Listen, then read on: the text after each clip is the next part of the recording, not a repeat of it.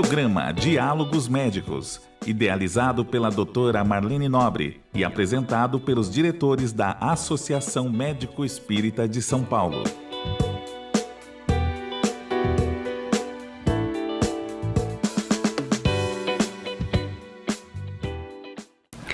E assim estamos voltando, queridos amigos, a falar sobre o tema de hoje, onde abordamos o suicídio. E a Camila vai dar prosseguimento falando do trabalho da nossa Alessandra. Então, gente, no primeiro bloco a gente deu falamos algumas informações iniciais aí a respeito dessa questão do suicídio, e nesse segundo bloco a gente queria aprofundar um pouco nos esclarecimentos que a doutrina espírita traz para a gente e também da responsabilidade da casa espírita, do trabalhador espírita, ao se deparar com essa temática aí no seu dia a dia. E só para a gente sentir um pouco essa responsabilidade da Casa Espírita, a nossa colega Alessandra Luchetti, ela fez um estudo lá na USP, ela realizou um estudo que chama Descrição da Terapia Complementar Religiosa em Centros Espíritos na cidade de São Paulo, com ênfase na abordagem sobre problemas de saúde mental.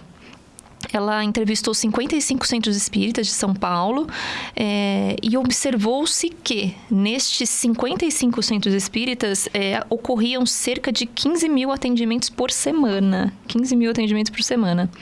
Ela fez um comparativo até aqui com a Santa Casa, por exemplo, que faz 30 mil atendimentos por mês, e o Hospital das Clínicas, que faz 20 mil atendimentos por mês. Só 55 centros espíritas, imagine todos os centros espíritas de São Paulo. Então, você vê que chega muita gente no centro espírita com situações diversas, adoecimento físico e um sofrimento mental.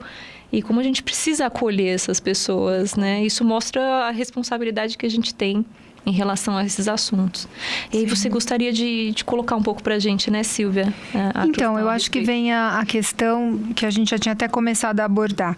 Primeiro, se o indivíduo tem uma crença no catolicismo, até pouco tempo atrás, e eles não poderiam ser enterrados junto aos próprios participantes da família. Eles eram considerados como totalmente excluídos. Eles eram considerados como excomungados, né? Não poderiam receber missas, vibrações, era uma vergonha para a própria família. Era como se ele fosse um prisioneiro, né? Como se ele fosse como eu posso dizer, execrado, né, da família. E com isso, havia uma vergonha da própria família e desse próprio espírito. Imagina a situação desse espírito que era considerado como culpado mesmo daquilo que ele fez. E que, como já colocou o Rafael, tem grande sofrimento envolvido. Já no meio espírita, tem a questão do indivíduo, uma vez que nós conhecemos que nós temos uma vida, uma continuação de vida, e que ele está tirando a própria vida, ele está tirando a oportunidade da reencarnação que lhe foi conferida dentro do plano reencarnatório dele. E disso vem uma culpa, né, por trás disso, da própria doutrinação espírita e da própria família, que sabe que aquilo, com certeza, levou esse irmão a condições muito ruins do ponto de vista espiritual. Só que o que a gente não pode esquecer, e o que eu acho que a gente pode comentar, é que o indivíduo que está envolvido nessa situação, ele está em contato com o umbral grosseiro, como nós estamos. E ele está, justamente por ter baixado as condições vibracionais dele, em contato com irmãos, obsessores ou não, que ficam, de alguma maneira, incentivando a cometer o suicídio. Tanto que nós temos situações em que esses espíritos estão tão subjugados por essas entidades espirituais que eles podem até não serem considerados suicidas do ponto de vista espiritual. Nós temos passagens que descrevem isso. Então, temos que tomar bastante cuidado de sabermos que todos esses irmãos com desajustes do ponto de vista mental, eles têm uma condição vibracional muito ruim enquanto encarnados conosco. E que O que a gente está aqui, talvez para alertar, é que nada vai mudar no plano desencarnado. Ele vai continuar no mesmo sofrimento, ele não vai conseguir acabar com o sofrimento dele. Ele só vai continuar postergando esse sofrimento, só que em outra vibração. E ainda pior, né?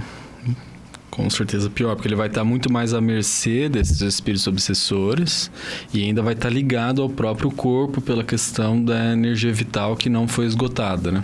Então ele vai simplesmente intensificar suas próprias dores. Nós sabemos que cada um de nós, no nosso plano reencarnatório, tem um determinado tempo em que devemos viver na Terra. E uma vez que haja o desencarne prematuro pelo suicídio, seja direto ou indireto, nós ainda ficamos ligados através de fluidos, né, principalmente ao plano mental. Ficamos ligados a esse tempo que ainda deveríamos estar aqui na Terra e vivenciando de alguma maneira a forma como desencarnamos. Isso fica passando como se fosse um filme na cabeça do indivíduo, a forma como ele se matou, a forma como ele provocou o suicídio, e isso realmente é bastante doloroso para o espírito que está passando por isso. E por isso a nossa preocupação de alertar aqueles que possam ter essa intenção de procurar ajuda. Porque não acabamos aqui onde o nosso corpo realmente vai ser desintegrado. Nós somos espíritos que ainda estamos comprometidos com o planeta e com o nosso plano reencarnatório. O Livro dos Espíritos nos traz uma contribuição muito grande a respeito do que você está colocando e o que já foi colocado. Quais são, em geral, as consequências do suicídio sobre o estado do espírito? E a resposta é a seguinte: as consequências do suicídio são muito diversas, não apenas fixadas. E em todos os casos, são sempre relativas às causas que provocaram. Mas uma consequência à qual o suicida não pode fugir é o desapontamento. É o que você citou há pouco. De resto, a sorte não é a mesma para todos. Depende das circunstâncias. Alguns suicidas expiam a sua falta imediatamente, outros em uma nova existência, que será pior do que aquela cujo curso interromperam. A observação, então, mostra aqui pelos espíritos amigos, com efeito, estão mostrando que as consequências do suicídio não são sempre as mesmas, mas há aquelas que são comuns a todos os casos de morte violenta e a consequência da interrupção brusca da vida. Primeiro, a persistência mais prolongada e mais tenaz do laço que une o espírito e o corpo. Então, é a doce ilusão de que vou acabar com a minha vida, né? E estarei livre. Exatamente. Então, acabar com o sofrimento. Exatamente. Existe essa persistência mais prolongada e mais forte do laço que une o espírito e o corpo. Por estar esse laço quase sempre na plenitude de sua força no momento em que é quebrado. Enquanto que na morte natural, ele se enfraquece gradualmente e, no mais das vezes, se rompe antes que a vida esteja completamente extinta. Completamente diferente as duas formas de morrer, né? Então, as consequências desse estado de coisa são a prolongação da perturbação espírita.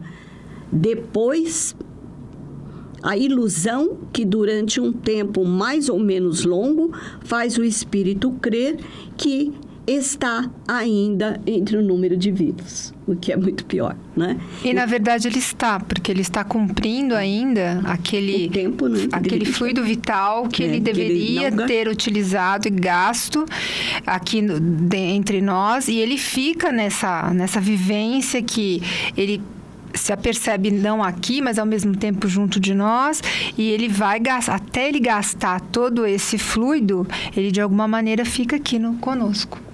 Exatamente o que ele diz. A afinidade que persiste entre o espírito e o corpo produz em alguns suicidas uma espécie de repercussão do estado do corpo sobre o espírito, que sente assim, malgrado ele, os efeitos da decomposição e experimenta uma sensação plena de angústia e de horror. E esse estado pode persistir tanto tempo quanto deveria durar a vida que interromperam. E esse efeito não é geral, mas em nenhum caso o suicida está isento das consequências de sua falta de coragem e cedo ou tarde ele expia sua falta de uma ou de outra maneira. É assim que certos espíritos que foram infelizes sobre a terra disseram ser suicidas na precedente existência e estar voluntariamente submetidos a novas provas para tentar suportá-las com mais resignação. Então, as explicações aqui da espiritualidade é um pouco longa e profunda, que nós podemos deixar para um próximo programa, mas que deve ser bem refletida, né, dentro das colocações que vocês já fizeram. Nessa semana, nós falamos sobre o livro Obreiros da Vida Eterna, um capítulo 13, onde fala sobre o companheiro libertado, que é a história da desencarnação de Dimas. E eu iniciei essa aula falando uma frase da doutora que diz: morrer é fácil, o difícil é desencarnar. Às vezes é muito, muito difícil. Justamente porque nós, como médicos, damos o atestado de óbito porque o corpo físico está morto. Mas será que realmente a alma ainda não está ligada àquele corpo? E vem o grande questionamento. Nós hoje não temos essa condição de determinar se a alma está ou não junto a esse corpo, mediante as condições espirituais que esse indivíduo desencarnou. Mas o que a gente sabe, e o Chico mesmo falava isso, é que em geral são 72 horas. Isso pensando-se num desencarne normal, sem que haja um suicídio. Então, são 72 horas para realmente essa alma ser desligada do corpo, tanto que ele pedia aos irmãos que diziam sobre a cremação, que não cremassem os corpos antes dessas 72 horas, porque corria-se o risco do espírito sentir o processo da cremação ainda estando ligado ao corpo físico. E abordando sobre as questões do suicídio indireto, que é justamente o que esse capítulo nos traz, foi que André Luiz foi considerado como um suicida indireto e ele não entendia o porquê. E daí vai. Primeiro, ele foi uma pessoa que viveu da forma que quis, conhecia as escrituras, conhecia as questões religiosas, mas ele não realmente aceitava a presença de Deus. Ele não fazia um trabalho voluntário, ou ele não se dedicava a esse trabalho em prol dos sofredores. Ele não tinha um autocuidado em relação ao seu próprio corpo físico. Além dos excessos da bebida, do álcool, ele contraiu sífilis e, com isso, acabou morrendo por um problema intestinal, né? Ele teve um câncer de intestino, além das descompensações hepáticas. Então, nós vemos que ele, de alguma maneira, desencarnou antes do que teria sido programado e dessa forma acabou ficando 8 anos no umbral. Diferente de Dimas, ele era um médium espírita na década de 40, imagine, praticante do espiritismo e utilizando a mediunidade em prol dos sofredores, e devido a isso ele acabou prejudicando o seu fígado, tanto que ele teve uma cirrose dita idiopática, mas que foram consequências das emoções que ele sofreu durante a vida de tristeza em ver o sofrimento do outro. Então, André Luiz lesou seu fígado por suas próprias irritações mentais, por seus próprios desequilíbrios e pelos seus excessos, enquanto que Dimas descompensou seu fígado pelos excessos de trabalho, porque ele nunca foi, desde pequeno, teve dificuldades financeiras, montou sua família, teve que trabalhar para sustentar a família e, ao mesmo tempo, para os sofredores. Então, ele exercitava muito o trabalho voluntário e ele tinha uma religiosidade tanto intrínseca como extrínseca, acreditando em Deus.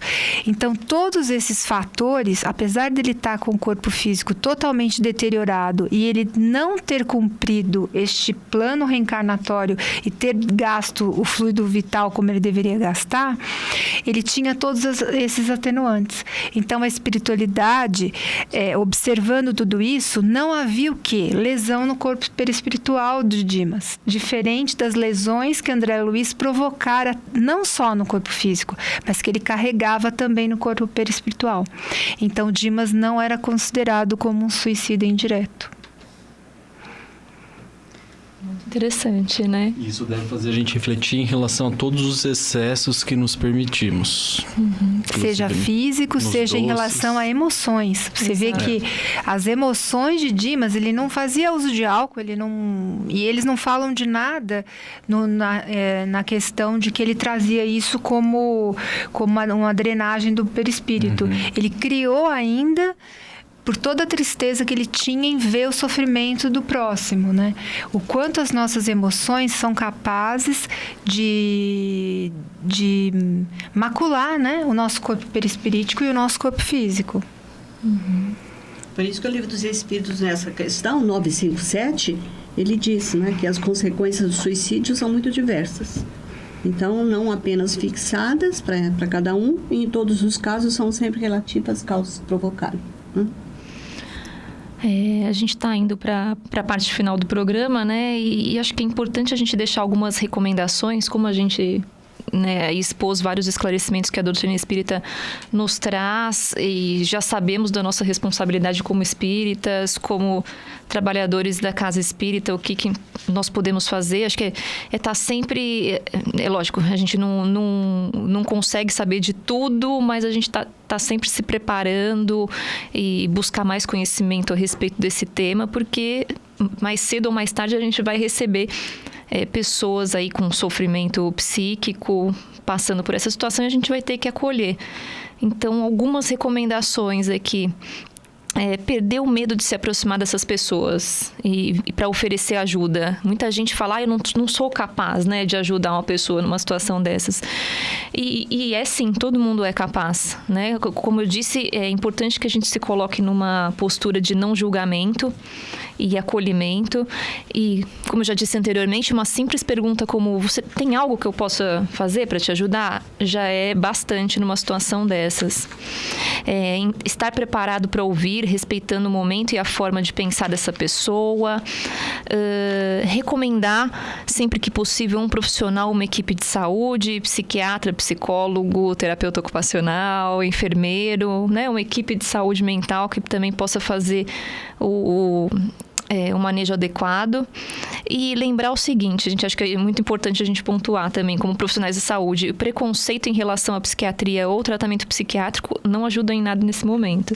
Então, muitas pessoas, eu já presenciei, né? Já presenciei até no meio espírita. Pessoas falando: não, você vai sair dessa, não precisa procurar psiquiatra, não precisa tomar remédio forte. Se for necessário, antes de tudo, a gente tem que preservar a vida. Então, nenhum esforço é em vão nesse caso. Que os medicamentos, de alguma maneira, desconectam o espírito, né, essa alma que está com essas intenções suicidas, justamente desses obsessores. Essa é a forma, talvez, mais salutar que a gente possa estimular até o uso dos medicamentos. É necessário o uso dos medicamentos para que haja realmente uma desconexão. Às vezes, só a frequência do centro espírita, os passes e o trabalho voluntário não conseguem atuar, de tanto que esse indivíduo está ligado a esses irmãos no plano espiritual. Exatamente. O recurso químico, ele pode ser um instrumento, ele não vai ser a cura, mas ele pode ser uma ferramenta importante e necessária. Então, é importante a gente ter humildade, saber calar e não ficar opinando em coisas que a gente não entende. Então, eu não vou dar palpite na construção de um projeto de engenharia, por exemplo. Mas também falar se o paciente com ideação suicida precisa ou não de uma certa medicação, deixa o profissional gabaritado para isso responder essa pergunta. Exato. Se você acha que a pessoa, né, em risco de suicídio está em perigo imediato, não a deixe sozinha. Procure serviço de emergência, um serviço telefônico de atendimento à crise, ou procure um familiar dessa pessoa. E como a Silvia disse, sugerir um tratamento e acompanhamento espiritual complementar durante a situação de crise e a fase de manutenção, né? O Espiritismo nos dá todas as ferramentas aí, o Evangelho, a água fluidificada, o atendimento fraterno, a desobsessão, e a gente tem que lançar a mão disso também no cuidado a uma pessoa numa situação de crise. E mostra a nossa responsabilidade como cuidadores dentro do centro espírita em relação a essas pessoas, a não menosprezar quando o indivíduo realmente declara que gostaria de se matar. Então, encerramos o programa de hoje. E nos vemos semana que vem. Um abraço a todos. Um abraço a todos. Uma semana abençoada a todos. Você ouviu o programa Diálogos Médicos.